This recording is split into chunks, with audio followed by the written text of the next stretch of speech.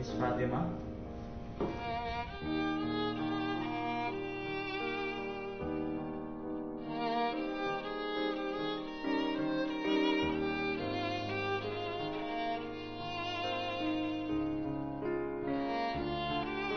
Alam ko nasa isip mo, Iha. Kang pamangkin ni Zaida, di ba?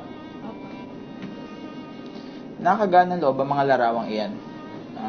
Huwag kang mag-alala, Iha. Isa kami sa mga top recruitment agencies dito sa bansa. At naniniwala kami sa pagsunod na legal na proseso. Salamat po. Inaalala ko lang ang aking tatay at kapatid ko. Nais ko lang sila bigyan ng magandang buhay.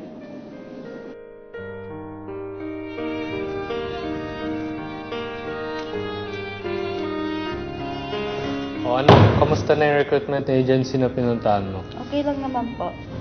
Ate, sabi nga pala ng kaibigan ko, check mo daw ang website ng POA tungkol sa agency na pinuntahan mo. Wala akong hindi gagawin para sa kinabukasan ng aking pamilya. Lalong pinatibay ang kanilang mga ngiti noong araw na iyon ang naging desisyon ko mang ibang bansa.